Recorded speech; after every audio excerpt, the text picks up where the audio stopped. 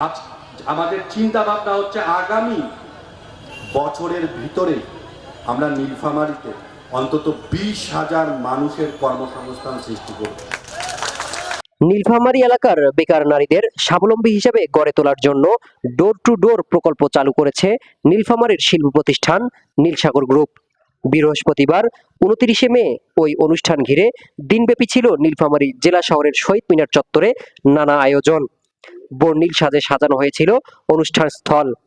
বিশাল stage এবং প্যান্ডেলের পাশেই স্থাপনা করা হয়েছিল নতুন পণ্যের প্রদর্শনী স্টল। সেখানে আগতরা এসব স্টল থেকে কিনেছেন নীলফামারীর স্থানীয় নীলসাগর কনজুমার প্রোডাক্টের নবরূপে নতুন সাজে উৎপাদিত নিত্য প্রয়োজনীয় পণ্য। নীলসাগর কনজুমার প্রোডাক্টের ডোর টু ডোর প্রকল্পের চেয়ারম্যান জনাব প্রকৌশলী মোহাম্মদ আহসান হাবিব লেলিন বলেন, নতুন পণ্য নতুন রূপে বাজারজাতকরণে আমরা ব্যাপক উদ্যোগ গ্রহণ করেছি। মানুষের ক্রয় ক্ষমতার মধ্যে বিভিন্ন নিত্যপণ্য উৎপাদন করে ডোর টু ডোর প্রকল্পের মাধ্যমে সামান্য লাভে ক্রেতার বাড়িতে পৌঁছানোর কাজ হাতে নেওয়া হয়েছে।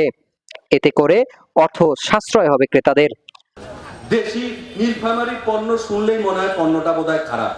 কেন কেন আমি আপনাদেরকে পণ্য দিব, আমার পণ্য প্রথমে খারাপ হতে পারে, আমরা তো ডোর টু ডোর গ্যারান্টি সহকারে দিচ্ছি, শাসন করে দিবেন, আপনাদের ক্ষতি পোষায় জিনিসটা নিয়ে আসবো।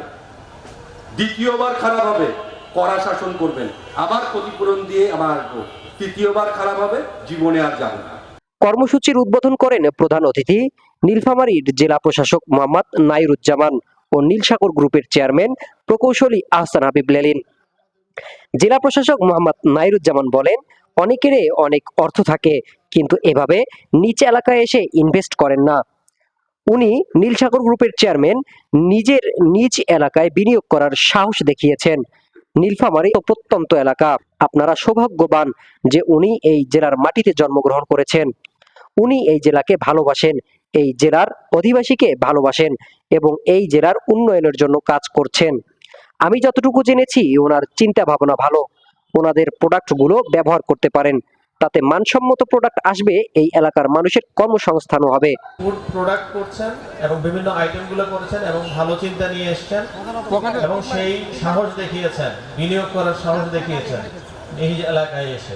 নীলসাগর গ্রুপের চেয়ারম্যান প্রকৌশলী আহসান হাবিব লেলিনের সভাপতিত্বে অন্যান্যের মধ্যে বক্তৃতা দেন সাবেক সচিব ডক্টর মোহাম্মদ বেলায়েত হোসেন, বাংলাদেশ চায়না পাওয়ার কোম্পানি লিমিটেডের চেয়ারম্যান সাবেক সচিব মোহাম্মদ আব্দুল বাকি, মেরিন ইঞ্জিনিয়ার শাহ মমিনুল ইসলাম চৌধুরী।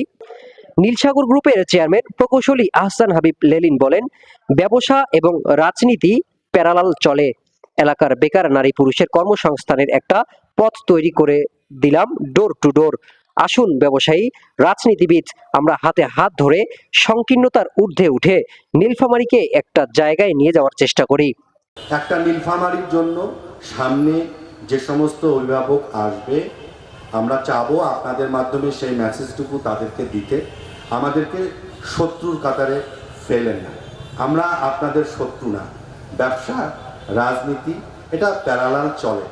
আমাদেরকেও তাদের যেমন প্রয়োজন আছে, তাদেরও আমাদের প্রয়োজন আছে। আসুন ব্যবসায়ী, রাজনীতিবিদ, আমরা হাতে হাত ধরে সংকীর্ণতার ঊর্ধ্বে উঠে নীলফামারীকে একটা জায়গায় নিয়ে যাওয়ার চেষ্টা করি, দল মত নির্বিশেষে। আসুন বদলে দেই, বদলে যাই, কাজ করি, দেশ গড়ি। মোহাম্মদ রইসুল ইসলাম অম্লান, নীল বাংলার কণ্ঠ, নীলফামারী।